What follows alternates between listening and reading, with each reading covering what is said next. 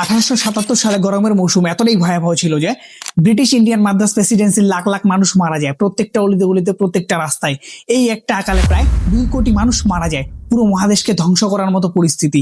আতঙ্কের বিষয়, একই সময় চায়নায় 3 কোটি, ব্রাজিলে 20 লাখ মানুষ, ইপিজেড, মরক্কো, সাউথ আফ্রিকা, বিশ্বের প্রায় সব দেশে খিদা যন্ত্রণায় মানুষ মারা যায়। এই সালটাকে বলা হয় the year without the winter 1877। এখন ভাববার বিষয়, আসলে এই সালটাতে হয়েছিলটা কি?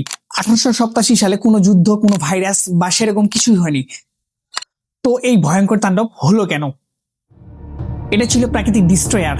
এটা শুরু হয়েছিল হাজার হাজার মাইল দূরের দেশ পেরু থেকে সৃষ্টি। পেরুর জেলেরা নাম দিয়েছিল এল নিনিও, মানে ছোট্ট একটা বাচ্চা। কিন্তু ওই সালে এল নিনিও এতটাই এক্সট্রিম হয় যে কোটি কোটি মানুষের জীবন নিয়ে নেয়, আর সেটার নাম হয় সুপার এল নিনিও। আর আজ 2026 সাল, মানে 140 বছর পর আবারও সেই ভয়াবহতা আসতে চলেছে। ইউরোপের সবচেয়ে বড় সংস্থা ECMWF এর লেটেস্ট মডেল বলছে 140 বছর পর সেই সুপার এল নিনিও আসতে চলেছে। আর কিছু কিছু এক্সপার্ট বলছে যে এটা সুপার এল নিনিও না, এটা হবে মেগা সুপার এল নিনিও। 2026 সালে তাপমাত্রা এতটাই হবে যে ইতিহাসের সর্বোচ্চ তাপমাত্রাকে ছাড়িয়ে যাবে। আসলে এল নিনিও কি? সহজভাবে বলতে গেলে, প্রশান্ত মহাসাগরের পূর্ব এবং মধ্যস্থ পানি ঠান্ডা হয়, কিন্তু হঠাৎ ট্রিলিয়ন ট্রিলিয়ন পানি বৈশ্বিক যে কোনো কারণে গরম হয়ে যায়। আর এত পানি একসাথে গরম হওয়ার কারণে পুরো পৃথিবীর প্যাসিফিক মানচিত্রই পাল্টে যায়।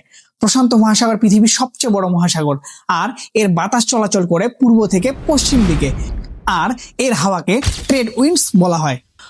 পূর্ব থেকে পশ্চিমে বাতাস যাওয়ায় পশ্চিমের তলদেশের পানি পূর্বে চলে আসে। আসলে এটা পুরোটাই চক্র আকারে ঘটে থাকে। এই পানি খুব ঠান্ডা হওয়ার কারণ এতে প্রচুর পরিমাণ নিউট্রিয়েন্ট থাকে। এটা হওয়ার ফলে স্বাভাবিক বৃষ্টিপাত হয়। আর পূর্ব দিকে পশ্চিম থেকে ঠান্ডা পানি প্রবাহ ব্যাহত হলে, মানে চক্রটি যদি ব্যাহত হয়, পূর্বের দিকের পানি অলওয়েজ গরম থাকবে। গরম প্রবাহ থাকায় পশ্চিমের দেশ, অস্ট্রেলিয়া এবং অন্যান্য দেশে বৃষ্টিপাত হবে না। আর এই পুরো প্রক্রিয়াটাকেই এল নিনিও বলে। যদি এরকম তথ্যবহুল আপডেট পেতে চাও, সাবস্ক্রাইব করো।